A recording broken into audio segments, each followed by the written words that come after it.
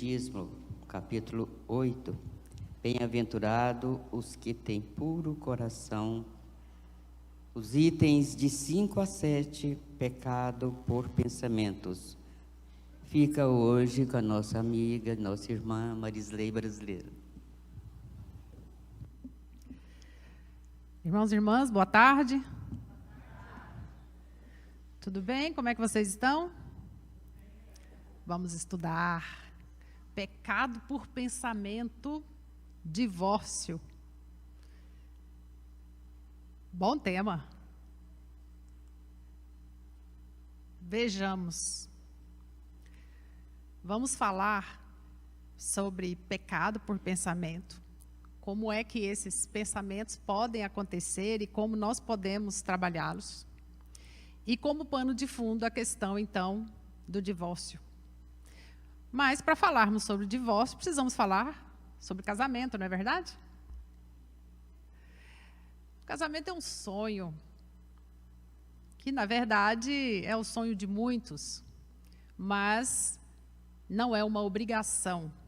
Né? A geração das minhas avós, da minha mãe, a minha, era um ponto importantíssimo. Para a geração atual, é uma escolha, certo? E até para as anteriores, nós não vamos transformar isso num ponto nevrálgico. Mas ninguém se casa pensando no divórcio. Todos se casam acreditando na felicidade, não é mesmo? Acontece que existem as expectativas. Então, se de um lado, né, alguém viveu numa situação de dificuldades financeiras, vai procurar alguém que tenha uma situação financeira melhor, não é isso? Se uma pessoa é calma, tranquila, mas as coisas andam de forma devagar, ela vai procurar uma pessoa um pouco mais acelerada para se casar, certo? Se uma pessoa não tem muita paciência, vai procurar uma que tenha paciência. Então, quer dizer, então, que os diferentes se atraem, certo? Certo. Mas por que é que depois que se casa, um quer que o outro seja igual? Que pense da mesma forma? O folgado se irrita com o sufocado e o sufocado se irrita com o folgado. O econômico que se casa com uma que gosta de gastar, se irrita com os gastos e quer guardar dinheiro. E aí?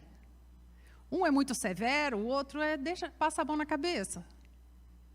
É daí, então, que surgem os conflitos. Mas parece que Deus coloca justamente os diferentes para estarem juntos. Para quê? Para que um possa aprender com o outro. E é na falta dessa compreensão que esse sonho pode se tornar um pesadelo. Vamos lá, então. Dados estatísticos. Houve um aumento do número de casos de divórcio no Brasil nos últimos anos. Uma queda no início da pandemia, mas isso tem a ver com registros, e depois um aumento. Talvez a própria pandemia da Covid tenha gerado um estresse maior. Mas o interessante é que, se nós olharmos aqui esses estados, Goiás não está muito bem nessa história não, gente. Não sei se dá para ver, mas está lá em 3º lugar. Mas é claro que há inúmeros fatores, e essa não é a discussão de agora. Pode ser que o afrouxamento das leis, uma maior consciência por parte do feminino, tenha desencadeado esse aumento do número de dados. Mas eu quero trazer um ponto interessante para vocês. Olhem lá a faixa etária com mais separações. Começa ali entre os 35 e aumenta bastante até os 44. Então, se alguém está aí casado nessa faixa etária, tem um pouquinho mais de paciência. Por quê? Porque logo a estatística cai. Se você já tem 60 anos, olha como cai bastante, gente. Cai para 16, depois para 10, depois para 4. E aí, se você já tem aí 30, 40 anos de casados, vai firme, que vai fazer bodas de ouro em breve.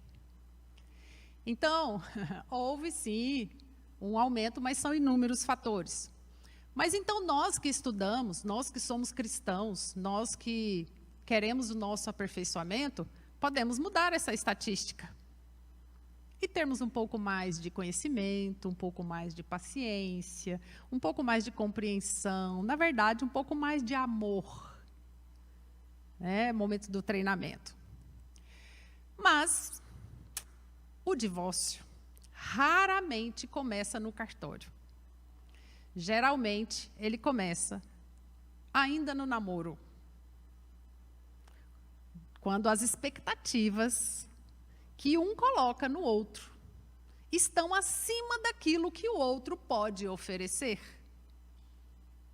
Mas vocês poderiam dizer, ok, mas na época do namoro a gente não vai mostrar todas as falhas, todos os defeitos, né? Nós queremos mostrar o nosso lado melhor. Sim, mas como os poetas dizem, né? De Paulo e Paulino, um amor de primavera não termina no verão. O que é esse amor de primavera? Um amor com carinho, um amor com flores, um amor com gentilezas, um amor realmente que faça com que ele cresça e floresça por meio do desenvolvimento das virtudes. Certo? E isso acontece, às vezes, esse, entre aspas, divórcio que vai acontecendo, ele vem conforme os desafios acontecem. Então, eu costumo dizer que eu e Emídio, né, que estamos casados há 35 anos, ele se casou várias vezes com diferentes mulheres. A Marisley, que ele namorou, é uma, que ele noivou é outra, que ele se casou é outra, que teve filhos é outra, que trabalhou e que trabalha. Então, a cada dia nós vamos nos tornando outras pessoas. Nós não somos a mesma pessoa. Só que à medida que eu fui me modificando, ele também foi se modificando, evoluindo. Todos nós no caminho do aprendizado. Então, às vezes, a gente escuta um falar para o outro assim, você mudou, você não é mais a mesma pessoa. Ainda bem. Tá certo isso? Quando nós falamos que esse divórcio vem de pequenos momentos silenciosos que vão fazendo furos, como furos em um queijo, né, que se fermenta, de certa forma, alguns detalhes podem ser observados e eles não passam de pecados por pensamento. Pecado aqui, no conceito de pensamentos inadequados que levam a práticas inadequadas e que se transformam em hábitos inadequados e que vão moldando ali a personalidade, caráter. Então, às vezes, quando algum problema, algum desagrado acontece e a pessoa não resolveu por meio do diálogo pacífico, ele se transforma em mágoa. E a mágoa guardada, ela se transforma em um balão, que você vai soprando. E já perceberam quando um é balão, o outro se transforma em alfinete? Uma alfinetada é o suficiente para esse balão explodir. Aí eu pergunto, você é o balão ou você é o alfinete? Muitas vezes aquele que está magoado se transforma no balão. Vai só juntando. Aí o outro, às vezes, também que está magoado, fica alfinetando. Se transforma em pequenas implicâncias. E aí, um alfineta o outro. Está aí a crise. Está aí, às vezes, a discussão. Que o tom inadequado, o tom emocional inadequado, pode se transformar em um ato de violência. infelizmente. E eu não vou trazer essas estatísticas aqui. Mas também há fatores como, por exemplo, como desprezar o próprio lar. Não tornar o lar algo sagrado. Eu falo às vezes para as meninas, você passou a adolescência toda orando, pedindo a Deus para encontrar o amor da sua vida, para ter a sua própria casa, para não estar na casa dos seus pais, nem mãe, nem pai, nem irmãos, e sim ter a sua sala, sua cozinha, seu quarto, sua casa, seu marido, seus filhos, sua carreira, sua vida profissional. Você pediu isso a Deus. E agora você tem.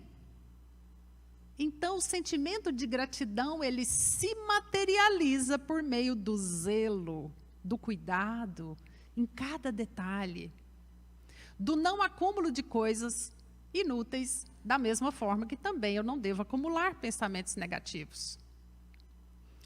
Mas, muitas vezes, o ponto importante desse pecado por pensamento é culpar sempre o outro pelas minhas falhas. Então, se a culpa é sempre colocada em um terceiro, isso já foi provado cientificamente, né? Que às vezes a pessoa adoecida, ela culpa o outro. Isso é um grande pecado, porque eu transfiro a responsabilidade dos meus atos e das minhas consequências para o outro. Então, transferir para o outro é uma forma que às vezes o indivíduo tem de manifestar o orgulho. Você fez, às vezes eu escuto dizendo assim, mas por que você ama fulano? Porque fulano faz isso para mim, fulano carrega para mim, fulano me dá isso, fulano me faz aquilo, fulano me. Então a pessoa não ama o outro, a pessoa se ama mais do que o conjunto da relação. E o outro aspecto, a mente que não se vigia, afasta o coração da paz. Mente que não se vigia, aqui eu estou falando não só de pensamentos, mas de palavras às vezes. Que na invigilância nós soltamos palavras que podem magoar o outro e depois nós vamos levar dias para poder consertar uma palavra dita de forma torta. Então, se nós vigiarmos as nossas palavras, nós vamos ter menos problemas. Então, isso acontece tanto por parte dos homens quanto por parte das mulheres. Às vezes, o feminino, né? Não estou falando de mulheres e de homens, mas às vezes o feminino tem uma facilidade maior de verbalização, mas também às vezes exagera. E o masculino tem uma forma mais resumida de verbalização. Uma palavra, às vezes, já resume tudo. Mas, às vezes, peca por não expressar o que está sentindo naquele momento. E isso é uma aliança. Não é uma bola de cristal. Não tem como adivinhar o que o outro está pensando. Tem? Tem. Às vezes. Pela linguagem corporal. Pela comunicação não verbal.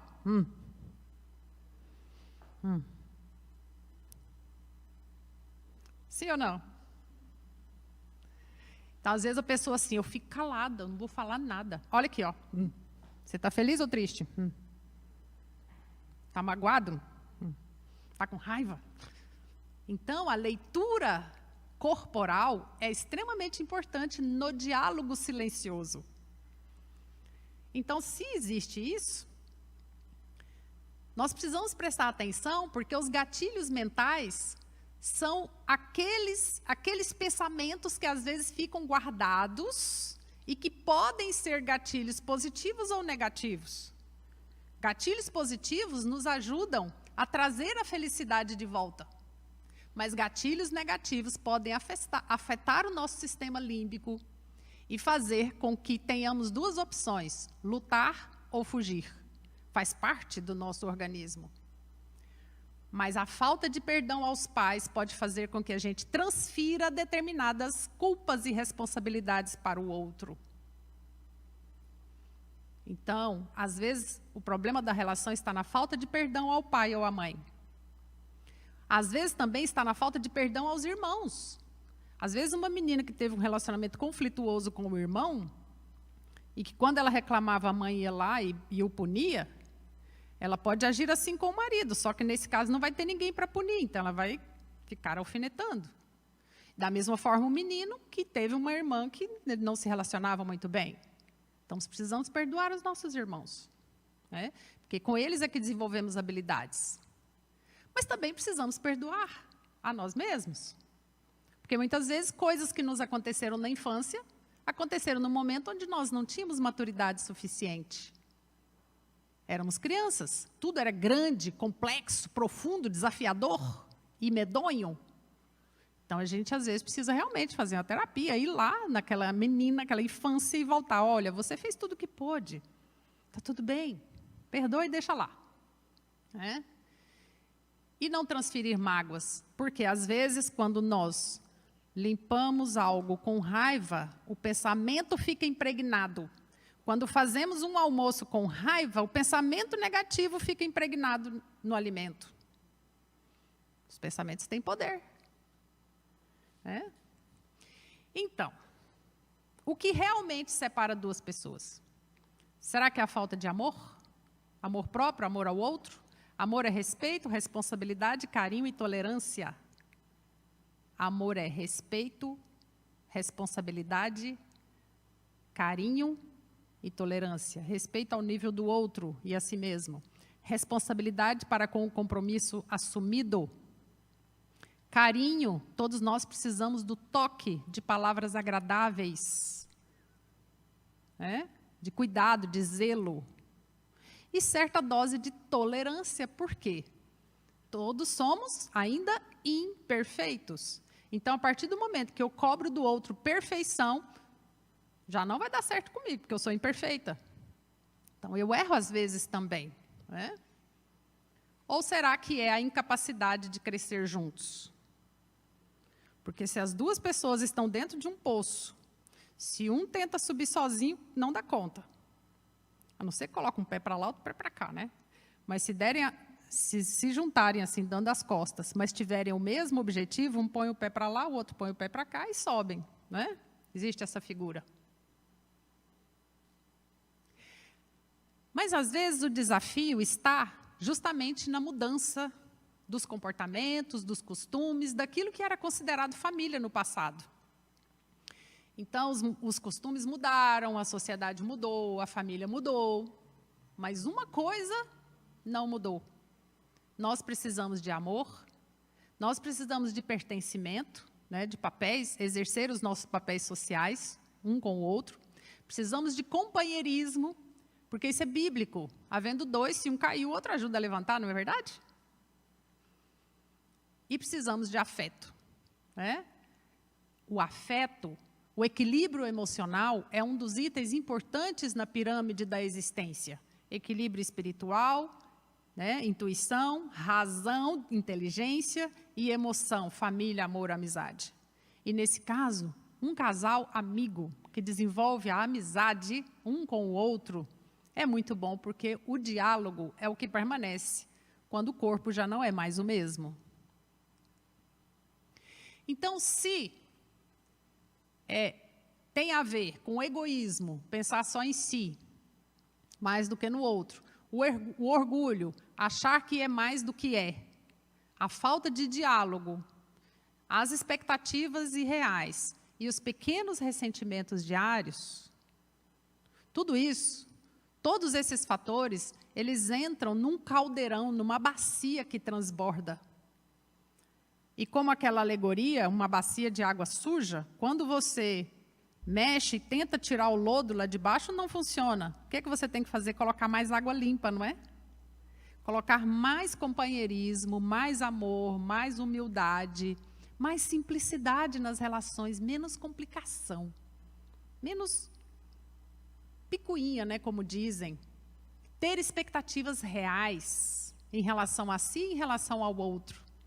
Retribuir pequenas gentilezas e curar ressentimentos. Porque muitas vezes, num divórcio, os filhos são os que sofrem bastante. Então, são espíritos que Deus nos deu para que possamos ajudar na evolução. E, às vezes, o que acontece depois do divórcio torna-se muito sofrido. Eu costumo dizer que, às vezes, o homem, quando se divorcia, ele descobre que o miojo não pula do armário para o prato, que alguém fazia, né? E que não eram fadas, né? Que a poeira não desaparece dos móveis de uma hora para outra, que a roupa limpa não brota no guarda-roupa, e que a relação sexual, às vezes, nem era o que existia de mais importante, mas era o que completava. Então, para a mulher, às vezes, também há essa descoberta. E um dos maiores medos do homem, né, e mitos, às vezes, é que a mulher está se separando porque ela tem outro. E por isso, às vezes, uma pressão maior, né, para saber o que está acontecendo. E, às vezes, são essas pequenas coisas do cotidiano que vão desgastando a relação.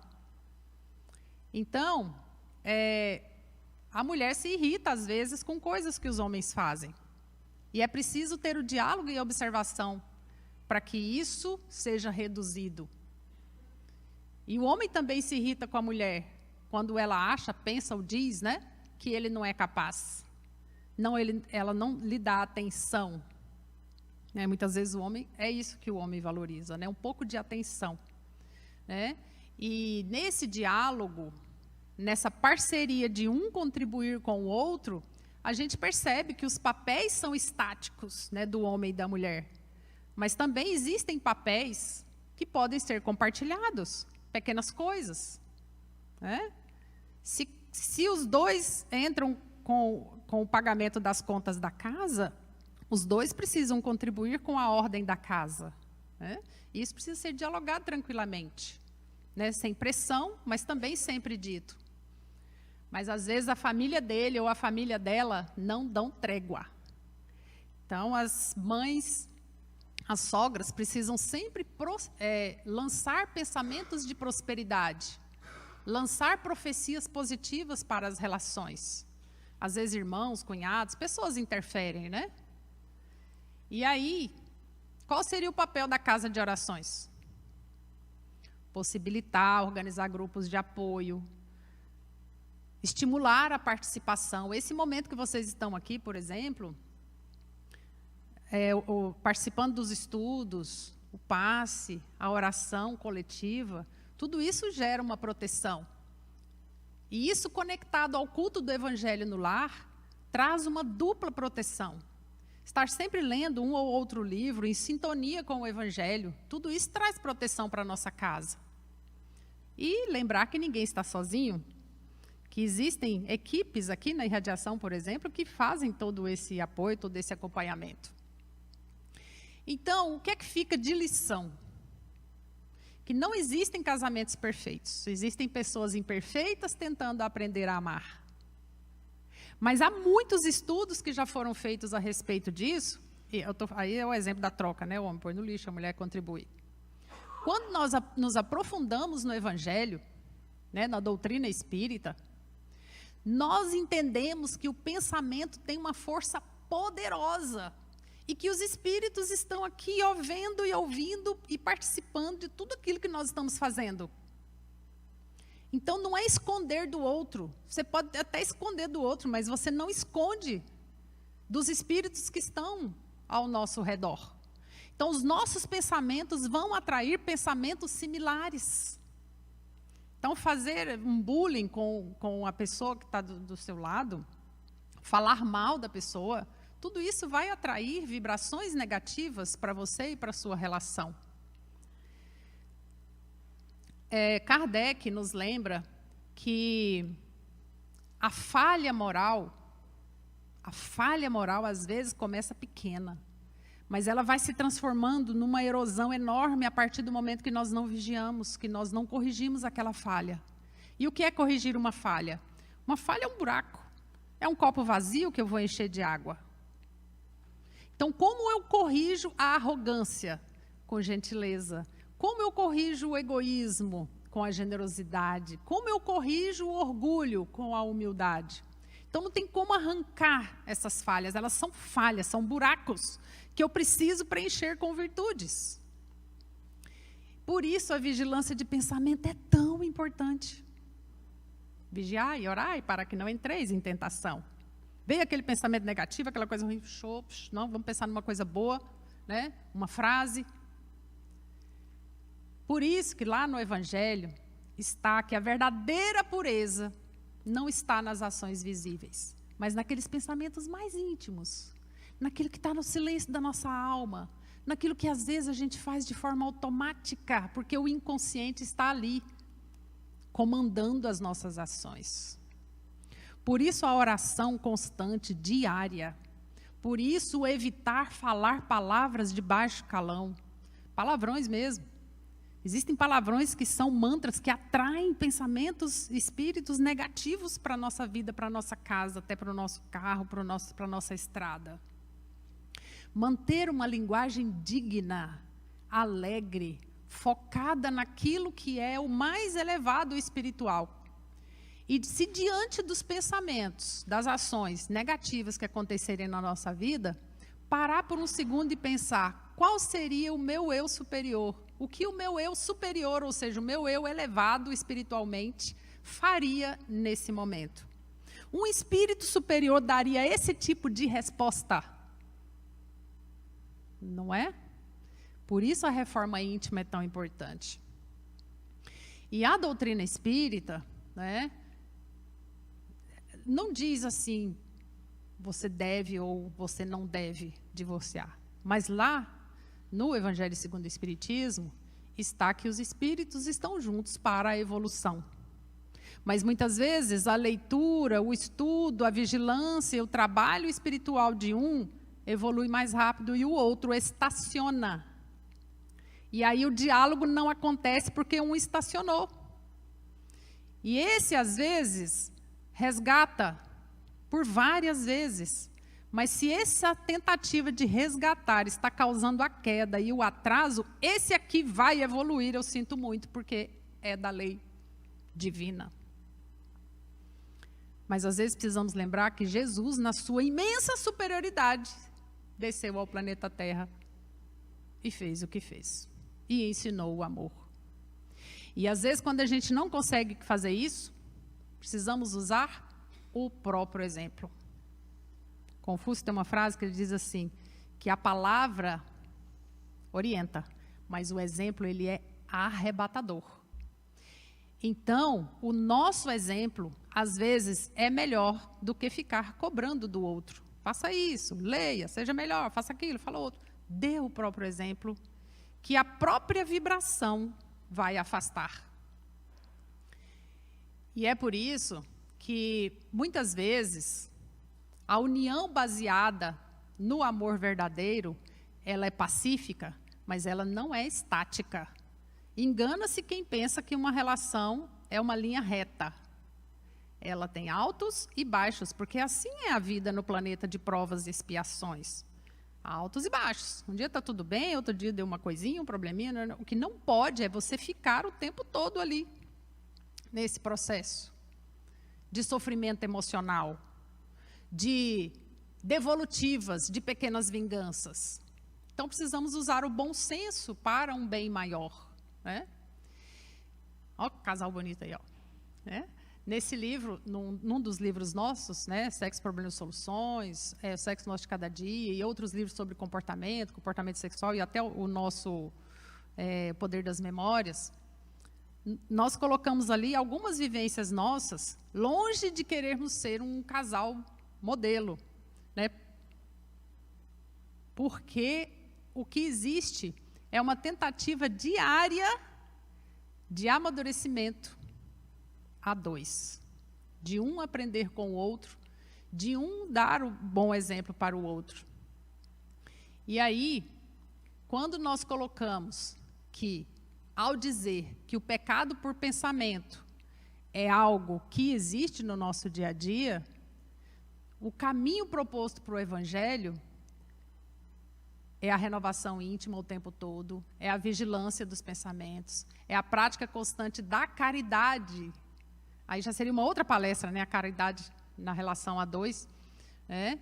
E o reconhecimento de que nós somos pessoas que falham. e que nós precisamos estudar todos os dias para que a nossa vida seja uma luz. José Herculano Pires, os irmãos talvez conheçam, ele diz o seguinte, que quando a convivência se torna inviável e destrutiva, o divórcio pode representar uma solução humana e legítima, evitando males maiores. Às vezes não tem jeito, né? Emmanuel, que traz sempre para nós uma luz, né? Ele diz que o pensamento é força criadora, então nós podemos sim reverter determinadas situações a qualquer momento. Tudo é resultado que nós pensamos. Se você olha de alguma forma e tem o hábito de falar mal do seu amor, é isso que vai ficar impregnado. É o seu amor. É a pessoa que Deus escolheu para você, mas você também escolheu. Joana de Ângeles traz mensagens incríveis sobre o amor verdadeiro, que liberta, que edifica. Então, será que não está faltando amor? Será que não está faltando maturidade emocional? Aquelas pequenas discussões que acontecem no início dos casamentos, muitas vezes é falta de maturidade. É medo de que o outro manda em mim. É medo de que eu faça sempre a vontade do outro. Lá em casa a gente já descobriu quem manda. Aqui. Ele apontou para mim, não. Ó. Quem manda? Jesus.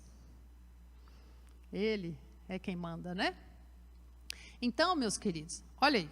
No livro Tratado dos Evangelhos, de Emídio Brasileiro, traz um capítulo sobre família e traz a importância do pequeno perdão diário nas relações. Porque muitas vezes, para você não ficar guardando pequenas mágoas, que muitas vezes essas mágoas surgem do orgulho, o pequeno perdão diário, os pequenos atos de caridade diariamente, retornam depois como chuva refrescante em dia de calor. Então, meus irmãos, muita paz, que haja muito amor, muita união e reconciliação na vida de vocês. Muito obrigada.